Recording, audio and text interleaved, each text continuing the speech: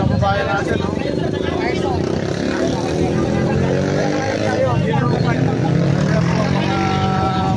Mga viewers dito.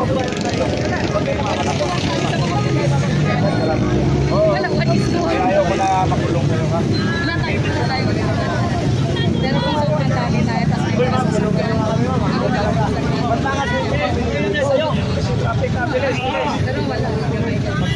Pilitan na.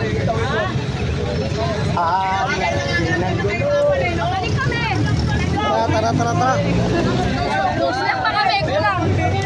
Abalikan namin ito. Kasi ano nga.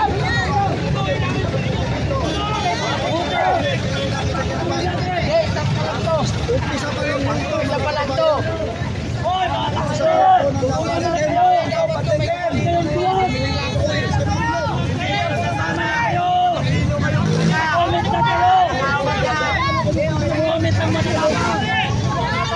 Huwag ka comment sa di matapang! Limit ka!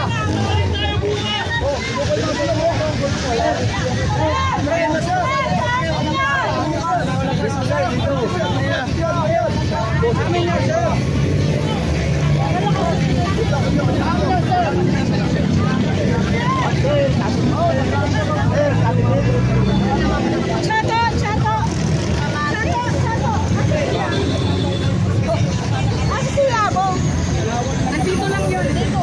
Andun. Ay, kasi.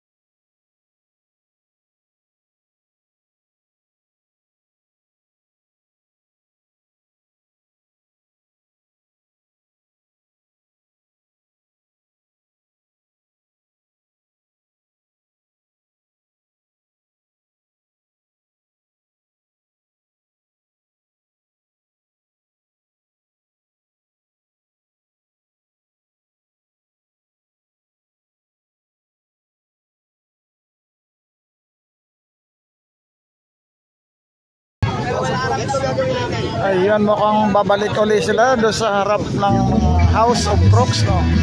Na simula pa lang, patikim pa lang ang kaganapan ngayon.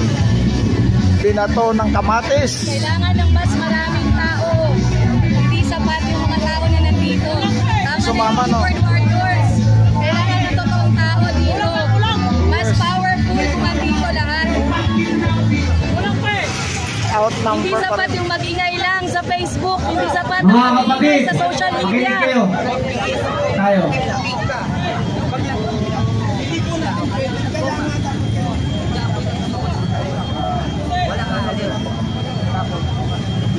natin ngayon, give and take tayo. Nakabato ba kayo ng kamatis? Okay. Kulang yung kamatis. Tapos yung kamatis yun, titigas. Bulok yung kamatis eh. Dapat yung mga reject na kamatis, okay yun. Okay. Pag sinabi ng mga kapatid natin pulis, pakinig ah, pag sinabi ng mga kapatid natin pulis, huwag niyo munang gawin yan. Give and take tayo ha. Hindi naman kayo pinagbawalan doon sa pagbato ng kamatis eh. Binawalan diba? ng una. Ibig sabihin okay sa kanila yun. Ngayon, meron tayong ayaw maperwisyo, yun yung mga motorista natin. So, tama naman sila. Kapag nag-cause tayo ng obstruction dyan ng traffic, baka makasuhan tayo kasi nag-obstruct eh. Okay? Kasi kukunti tayo. Pero kung 1 milyon tayo mag-o-obstruct ng traffic dyan, nakuha niyo yung punto? Yes! Kuha? Okay. Ulitin ko yung plano ha. Open naman ito sa lahat eh. Hindi naman tayo may tinatago. Tayo ay nakikipaglaban ng open sa lahat. Gusto natin marinig rin ng Kongreso kung ano yung plano natin. Bakit? Hindi tayo naglilihim sa kanila, sila naglilihim sa atin. Eh, unti-unti rin nila tayong pinapatay eh. Palihim pa.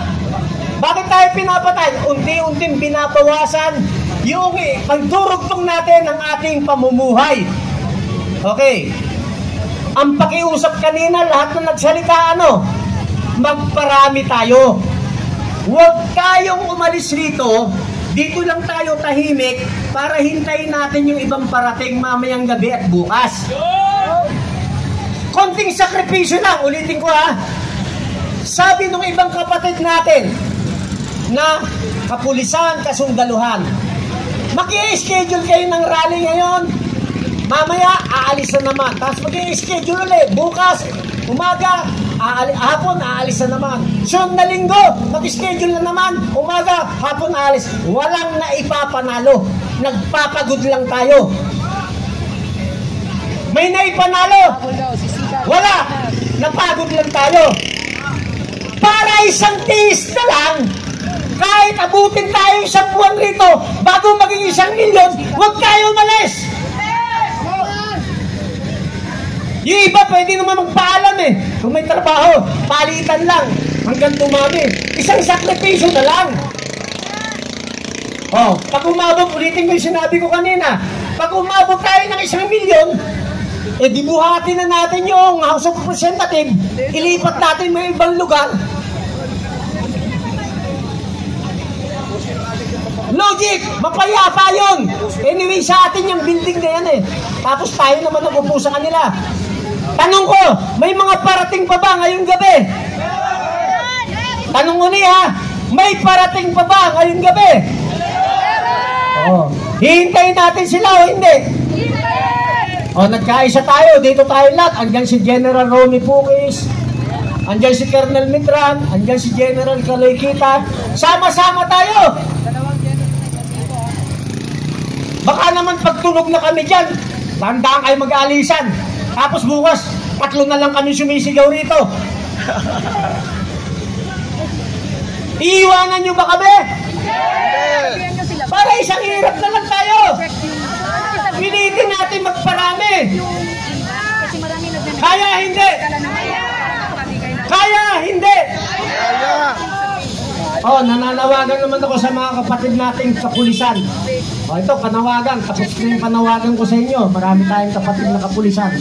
Sa mga kapatid nating kapulisan, alam ko, sa damdamin ko, nakikita ko rin yung damdamin nyo.